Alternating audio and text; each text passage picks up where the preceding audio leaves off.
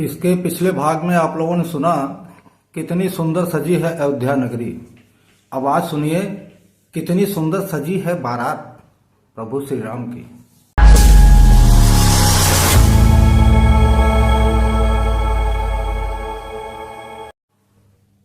ओम श्री परमात्मने नमः। आज आप लोगों के समक्ष बालकांड का दोहा नंबर 298 से 300 तक प्रस्तुत किया जा रहा है। सुंदर प्रसंग है, सभी लोग गाएं। एक साथ गाते हैं तो अच्छा ही रहता है, सुंदरता की पराकाष्ठा हो जाती है, बहुत सुंदर लगेगा। दीन दयाल बेरे दो संभारे, हरहु नाथ मम संकट भारे। भूप भरत पुनि लिए बुलाए, हयज्ञ चंदन साजहु जाए। चलहु बेगी रघुबीर बराता, सुनत पुलक पूरे दो भ्राता। भरत सकल साहनी बोलाए, आय सुदेन मुदित उठ धाये। रचि रुचि जीन तुरग तिन्ह साजे, बरन बरन बर बाज बिराजे। सुभग सकल सुठी चंचल करनी, अयैव जरत धरत पग धरनी। नाना जाति न जाहि बखाने, निदरि पवन जनु चहत उड़ाने। तिन सब छयल भये अवसवारा, भरत सरिस बयराज कुमारा। सब सुंदर सब भूषण धारी, कर सर चाप तून कट भारी। दीन दयाल बिरदु संभारी, हरहु नाथ मम संकट भारी। छरे छबीले छयल सब, सूर सुजान नबीन। जुगपद चर यशवार प्रति, जे असि कला प्रवीण। दीन दयाल बिरदु संभारी, हरहु नाथ मम संकट भारी। बांधे बिरद बीर रन गाढ़े, निकस गए पुर बाहिर ठाढ़े। फेरहि चतुर तुरग गति नाना, हर सही सुनी सुनी पनव निशाना। रथ सारथिन विचित्र बनाए, ध्वज पताक मणि भूषण लाए। चंवर चारु किंकिनी धुनि करही, भानु जान शोभायप हरही। सावकरन यगनित हय होते, ते तिन रथन सारथिन जोते। सुंदर सकल अलंकृत सोहे, जिन्हि बिलोकत मुनि मन मोहे। जे जल चलहि थलहि की नाई, टापन बूढ़ बेग अधिकाई। अस्त्र शस्त्र सब साजु बनाई, रथी सारथिन लिए बोलाई। दीन दयाल बिरदु संभारी, हरहु नाथ मम संकट भारी। चढ़ी चढ़ी रथ बाहिर नगर, लागी जुरन बरात। होत सगुन सुंदर सबही, जो जहि कारज जात। दीन दयाल बिरदु संभारी, हरहु नाथ मम संकट भारी। सभी लोग गा रहे हैं ना। कलित करि बरिन परी अमारी, कहीं न जाए जहीं भांति सवारी, चले मत गज घंट बिराजे, मनहु सुभग सावन घन राजे, वाहन पर अनेक विधाना, शिविका सुभग सुखासन जाना, तिन चढ़ी चले विप्रवर वृंदा, जनु तनु धरे सकल श्रुति छंदा, मांगद सूत बंदी गुण गायक, चले जान चढ़ी जो जहि लायक, बेसर ऊंट वृषभ बहु जाति, चले वस्तु भरी अगणित भांति, कोटिन कांवरी चले कहारा, विविध वस्तु को बरनै पारा, चले सकल सेवक समुदाय, निज निज साजु समाज बनाए, दीन दयाल बिरदु संभारे, हरहु नाथ मम संकट भारे, सबके उर निर्भर हरसु, पूरित पुलक शरीर, कबहि देखिबे नयन भरे, राम लखन दो वीर, दीन दयाल बिरदु संभारे, हरहु नाथ मम संकट भारे। बोले सियावर रामचंद्र की जय।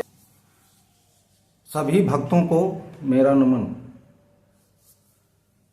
गोस्वामी तुलसीदास जी द्वारा रचित इन चौपाइयों का अर्थ इस प्रकार है। गोस्वामी जी कहते हैं कि जब राजा महल में आए तो भरत जी को बुलाया और भरत जी को बुला के उनसे कहा कि अब आप लोग जल्दी करो, रथ, हाथी, घोड़े जितना भी आपका वो है सबको सजवाओ। तो उन दोनों भाइयों को बड़ा सुख की अनुभूति हुई, भरत और शत्रुघ्न को। वो लोग तुरंत जाके, और उनके यहाँ क्या था, राजा लोगों के यहाँ होता था जैसे घोड़े, हाथी, रथ सब होते हैं तो उनके यहाँ पूरी मंडली होती है, पूरे मंडली होती है भाई, बहुत से लोग होते हैं, बहुत से रथ हाथी होते हैं, तो उनका एक अध्यक्ष होता है। तो अध्यक्ष को राजा भरत जी ने बुलाया और कहा कि भैया की बारात चलनी है और सभी सुंदर सुंदर रथ, घोड़े, हाथी जितना भी आपके पास है सबको एकदम सजा लो, तैयार कर लो। वो लोग आज्ञा पाके सुंदर सुंदर घोड़ों को सजाने लगे। अब क्या बात है, इतने सुंदर सुंदर घोड़े राजा दशरथ के यहाँ थे कि वो जब सज गए, ऐसे ऐसे घोड़े थे कि वेग से चलने वाले, ऐसा मालूम पड़ता था कि ये तो हवा को भी हरा देंगे। उनके जब पैर पड़ते थे ना, तो जैसे जलते हुए तवे पर जब पैर पड़े तो ठंड से उठा जाता है, उसी तरह टप टप टप टप पड़ते थे।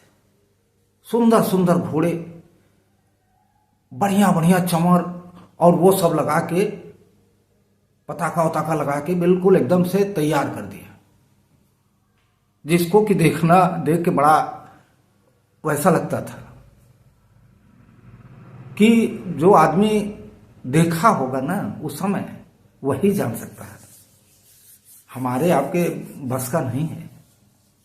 प्रभु की बारात थी, बहुत ही सुंदर घोड़े सजे, सज के तैयार हुए, और भारत जी जिस अवस्था में थे उसी अवस्था के छैल छबीले एक से एक नवयुवक उन घोड़ों पर सवार हुए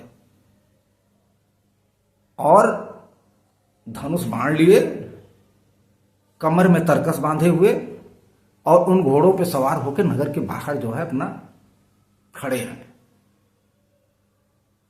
कितने सुंदर लग रहे हैं, अपने घोड़ों की चाल देके इसे घुमा रहे हैं। सब नगरवासी पूरे खुश हैं कि बारात चलना है, बारात चलना है। और ऐसा चाल दे दे के घुमा रहे थे घोड़ों को, ऐसा लग रहा था कि क्या कहना है, उसका दृश्य ही वर्णन करना मुश्किल है। नगाड़े और ये सब बजते थे तो उनको देख के उन घोड़े टपक टपक के चलते थे, उनकी चाल ही कुछ और थी।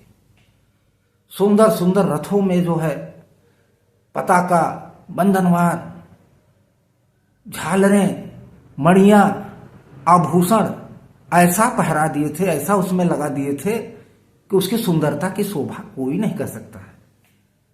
बड़ा सुंदर रथ लगता है।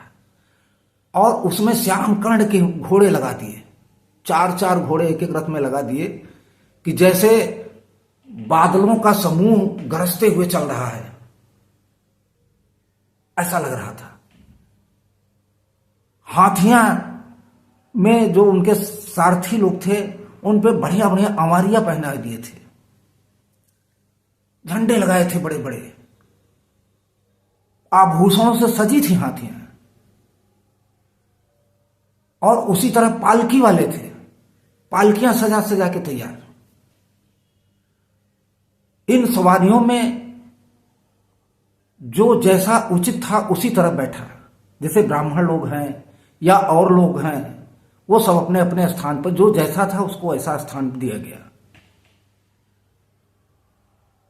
और घोड़े वालों के साथ तो दो दो सिपाही तलवार लिए चल रहे थे बिल्कुल, जो कि तलवार चलाने में माहिर थे। इसी तरह ऊंट, बैलगाड़ी और कहार लोग पालकी लेके आए जो कि सीढ़ी नुमा बैठने के लायक थी। सुंदर सुंदर आभूषण सजा के एकदम तैयार करके बिल्कुल ले आए, जो कि एकदम से सुंदरता की कोई सीमा ही नहीं थी। क्या कहने हैं, प्रभु श्री राम की बारात थे, सुंदरता का वर्णन कोई नहीं कर सकता है। और सभी लोग खुश होके एकदम प्रसन्न मन से, क्या कहने हैं, बारात जा रहे हैं प्रभु के। सब लोग नगर के बाहर निकले और नगर के बाहर निकलने के बाद में सब लोगों के मन में इतने उत्साह था, इतना खुशी थी, इतना पुलक से भरे थे उनका मन कि जिसका वर्णन करना बड़ा मुश्किल है। और सभी लोगों को केवल एक ही चीज लगी थी, एक ही चीज दिमाग में आ रहा था कि कितनी जल्दी चलो हम प्रभु श्री राम और लक्ष्मण के दर्शन कर सकें, कब देखेंगे उनको हम। इस तरह प्रभु की बारात तैयार हुई। और आप लोग जो है अयोध्या के लिए तैयारी कर लीजिए। सुंदर, मनोहर, अलौकिक, दिव्य महल बन के तैयार है प्रभु का। इतना सुंदर, इतना सुंदर, इतना सुंदर कि मैं उसकी तारीफ वर्णन कर ही नहीं सकता। ये त्रेता युग की बात याद आ रही है, बिल्कुल समझ लीजिए।